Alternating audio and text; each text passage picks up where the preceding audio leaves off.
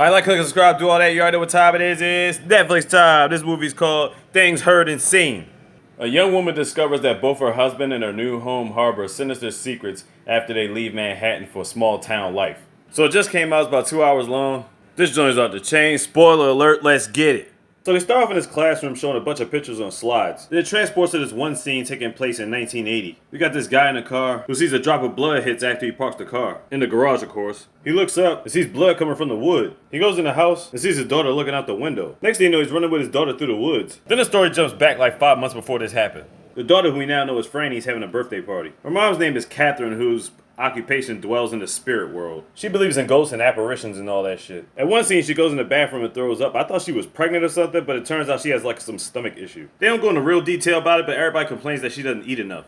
And here we have George, Catherine's husband. He's a PhD and he loves the arts. See, the thing is, George is going to have to go to this small remote town to teach. But Catherine's profession is here in Manhattan, New York. But she feels like he's given up so much for her that she's going to move to the town with him. Basically giving up her career for George. Well, somewhat. They get to their new home. Miss Ellis sells them in as just the realtor. They talk about fixing the place up, giving it a paint job, all that good stuff. And they're pretty much good. Meanwhile, some kids are looking at the house. Who are they? Well, they scope out everything. They get their daughter, Franny. Wait a minute, did they buy another part of the house? What the fuck? Well, anyway, they set up pictures, play the piano. Nighttime, it's time to get the business. I mean, you should. They're a married couple. Franny sleep in the other room, and this damn light keeps glowing back and forth for some reason. While they doing stuff, Catherine says she starts smelling like car fumes and says it's getting stronger. It's like, what the fuck? Then all of a sudden, Fran sits up out of her sleep, and she sees a fucking chair move. Of course, she gets scared and sleeps in her parents' bed. Alright, then we get to the school that George is going to be teaching at. He meets the professor he's going to be working with, talk about it's a dream to work for him, all that other stuff. See, the thing is, he believes in the supernatural too, you know, ghosts, apparitions, and all that stuff. But George not into all that shit, that's why he didn't tell his wife about him. He sets him up at his office and he gives him a book about heaven and hell. This particular picture right here is the symbolism of the whole movie. Meanwhile, back at the house, Catherine's weighing herself in a scale. Then all of a sudden, her electric toothbrush turns on out of nowhere. Yeah, she's all freaked out. Then she gets a knock at the door. By the two boys that were standing at the house earlier. The tall one's Eddie, the other one's Cole. He says, if you need plumbing, carpeting, anything done, you know what I'm saying, call me. I'll do it for half the price. Blah, blah, blah, all this other stuff. They talk it over dinner and she thinks they should hire them. You look at the fridge, she's got a lot of these sustainable drinks. I'm guessing it's for nutrients because she doesn't eat like that. And as she's cleaning up the kitchen, she picks up a Bible that's at the top of the cabinets. But on one page, it has family records of deaths of all the people that died, and I don't know if they died in this house or whatever. Then she felt a presence in the air, and then she sees this ring. She picks up this ominous ring that probably belonged to somebody who died in this house. And then she feels this ghostly presence just float around. Watch. That shit is wild.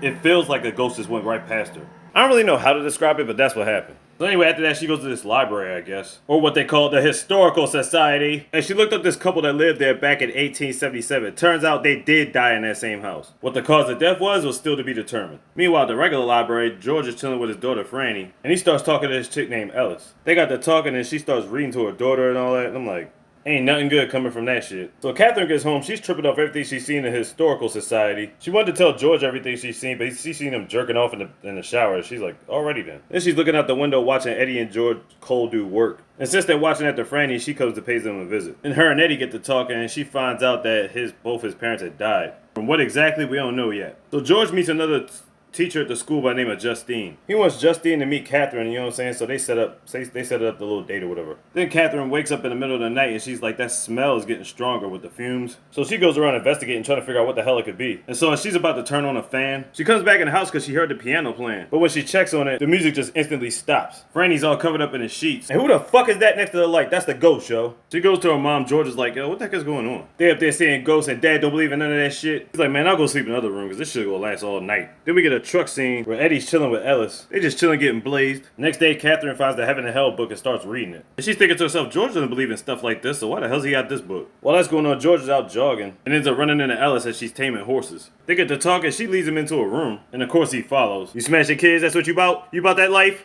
You piece of filth. Your wife gave up a job, she ain't want to be there anyway, and on top of that, you out here doing dirt. So afterwards, George comes home and gives her some flowers, and she accepts them. But as she's going to put them in a vase, she picks up that ring to put it on. I don't know what she felt when she put that ring on, but at that, she picked up the flowers and tossed them in the trash. So Eddie and Cole are driving, and they finally talk one-on-one with George, aka their boss. So apparently Eddie and Cole lived in this house before, and George knows about it, but he was like, make sure you don't tell Catherine about it. He's saying the reason is because she don't want to get her riled up or whatever. Alrighty then, now I'm really curious what happened in that house. Later on, he ends up talking to Catherine, and then he tells a story about his dad beating him with a 2x4 after he found his application for school. I'm like, what the fuck? Reason he was in there because she was drawing a portrait of him. After a hard days of work, George comes home, and Eddie's over there playing the piano for her. Then she goes to the kitchen like she's about to wash dishes. She takes off her ring and it accidentally falls down the garbage disposal. But as she's going in to get it, what the fuck did she pull out? Is it a fetus or something? Then it opened his eye. I'm like, oh shit. Okay, so that part was a dream. What the fuck? Then all of a sudden we go to the daughter again. And there's no mistaking it this time. You see the ghost just sitting in the chair full-fledged. Next morning they wake up, it's just her and her daughter in the bed. That's a big-ass turkey vulture outside. So where the heck is George right now? Smashing off on his little tenderoni, Ellis and shit. But then he starts talking about his feelings and all that. She's like, man, I ain't trying to hear that shit. He's like, dude, you made it weird and I'm gone. Later on, the couple comes through to visit Justine's house. With her and her husband, he's the cook of the house or whatnot. But he also cooks up stuff of the green variety, that Namekian Kush. Catherine starts getting real close with Justine. Because ever since being out there, she hasn't really had a whole lot of interaction with people. Only people with George and like the university and those people, whatever like that. She hasn't even met their neighbors like that for real. So she tells about this women's empowerment art club thing that she needs to attend. And she's definitely going to take her up on the offer. Then they drive back home. He high as shit. Then he starts speeding for no reason. She's like, yo, slow the fuck down. Then he comes to a screeching halt. And then they get into an argument. You know the reason she's pissed off because the fact that she wanted to stay in Manhattan and she came out here for him. He tries to get her back in the car. She pushes him and as a result, she falls down a fucking hill or whatever. He's trying to apologize to her, but she ain't trying to hear none of that shit. They come home while Cole's babysitting. They tell him to just go ahead and go home. He's still trying to apologize to her. Then all of a sudden, the fucking lamp just breaks out of nowhere. It's like, what the fuck? So at this point, she's full-fledged going to these women empowerment groups. She comes home late. He's about to go get some food because ain't nothing in the fridge. She says she already ate, so he's going out by himself. But as he's going out, he sees Justine still in the driveway. Next day, he goes fishing with the professor and asks him to come by the house tonight. He comes by the house, meets Catherine. As she's giving him a tour of the house, he senses a spirit too. And then they can talk about spirits and ghosts and shit like that together. She says she's going to try to find up a date so they can set up a seance. Obviously, not to do it in front of George because he don't believe that shit. So later on, he's like, hey, you spent a long time talking to the professor. He say anything about me? So she made up some shit and was like, yeah, he found you very exceptional. But she's tired of having nobody that she can't talk to in this town. So she's like, look, we're going to invite all the neighbors over for a party. He felt hesitant at first, but then he was like, all right, fine. Everybody comes by, they having a grand old time enjoying themselves, and then she's in the kitchen with the realtor that sold her the house. So with a slip of the tongue, she tells Catherine why the neighbors don't come by like that unless you invite them over. So she told her the story about how Eddie and Cole used to live in this house, and how he killed their mom by turning on the gas fumes in the car and locking her in the garage. So she didn't know all this stuff happened in the house the whole time, and the worst part about it is, George did know. Over by the barn, George is getting high with Justine. He gives her some philosophical speech about freedom is a state of mind, something like that. Then he grips her hands and tries to tell her, like, see if you could let go. She couldn't break free. She's like, stop, you're hurting me. He lets go and then she just dips off. So obviously at this point, she's more pissed off at George now. Then they strike up a conversation about her not seeing Justine all night. Then George tells her some shit like, man, you might want to stay away from her. I think she's a lesbo. So you gonna tell her the one person she actually has a connection with is to stay away from? Yeah, right, okay. Then all of a sudden, this old-fashioned radio just turns on out of nowhere. He unplugged it and the radio was still on. It's like, what the fuck? Next day, she's gathering up all these other people to have a seance. And she's able to do this because George's still at work or doing whatever he's doing. So they call upon a spirit that starts floating around and shit. It starts talking to him and whatnot. It's crazy. So the doctor tells her the spirit wasn't able to break through because apparently this home has another spirit in it, blocking the way. Next day, George taking the kids on a field trip and Justine happens to go along with him too. At home, Eddie's doing yard work and she wants to give Eddie back the ring that she found in her house. He says keep it, he don't want it. She gives him a hug and all that. She goes to the library to pay for an overdue book that Georgia took out. But she says the book was actually checked out under the name Ellis. The more the bookkeeper talks about it, the more Fran jumps in and is like, yeah, that's daddy's friend. Oh boy, you know she gonna put two and two together. After that, she goes to the bank to open up a new account. He asks you open a joint account? She's like, fuck no, separate account. You already know what time it is with that shit.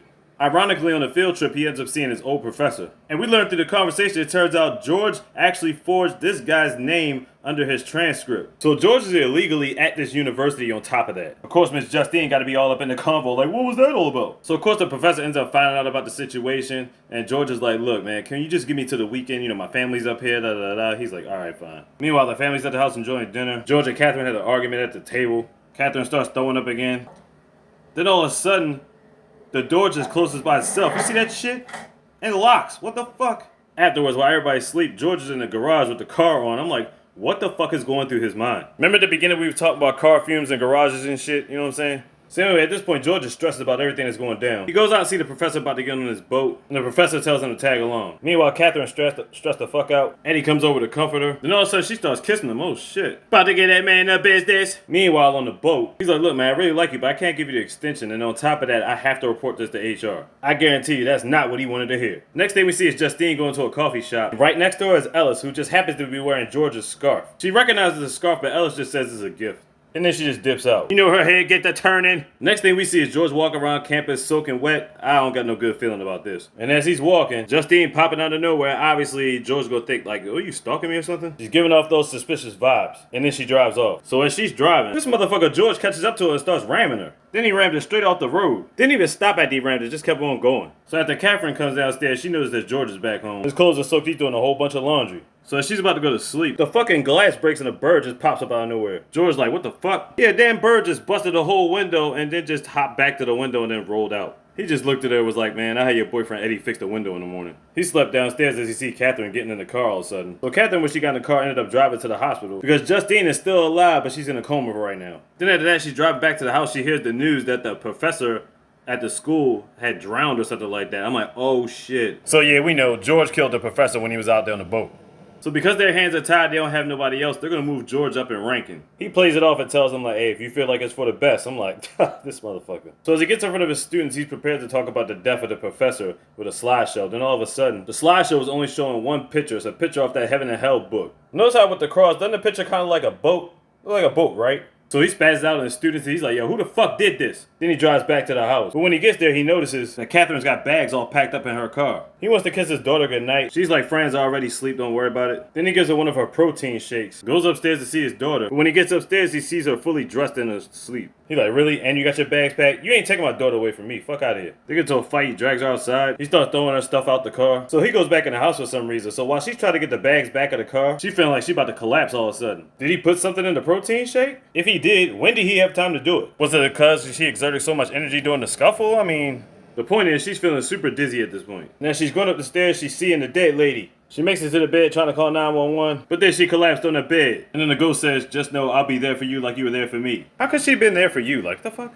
And here come this nigga with a fucking axe. Then he saw her face on Catherine's face. Then he starts chopping at her fucking chest. Done deal, Catherine's dead as shit. What in all of the fun? Next day he gets Cole to babysit one more time. Tells him the money right there, you ain't even gotta stay the whole time. Then it shows the scene we saw at the beginning of the movie. He gets the call to the police, and the police see the body there. Axe and all. I'm thinking to myself, why the fuck would he leave the weapon there? Well, it turns out the story George is giving is robbery. And because of no witnesses, they gotta let him go. So I'm like, okay, what about fingerprints? And he's like, man, everything's been touched in there with him on the house and fingerprints. The crazy thing is they end up questioning Eddie because Eddie was working there at the time. They know he didn't do it, but they don't have any proof linking to George, so. But then all of a sudden at the hospital, Justine wakes up, oh shit. Then all of a sudden he gets a letter in the mail from Justine saying like, I remember what you did, I don't know where you are at, I found you. So he said, fuck that shit. He commandeers a boat and starts sailing. Justine's willing to give any information she can to the cops. As George is sailing on a boat, the sky starts turning crazy ass colors. Then the water starts looking like fire with an upside down cross. His boat's on fire, what the fuck is happening? Which is all actually inside of a painting. Then it shows a painting of the couple again. Last thing we see is the ring on her finger. Well, that was something. I seriously don't know what to make of the last 2 minutes of this movie, but wow. Things heard and seen on Netflix. Check it out, like, click, subscribe, do all that. You already know what time it is. Slick DZ, all DZ, Mr. CCK. Big. You got that slogan.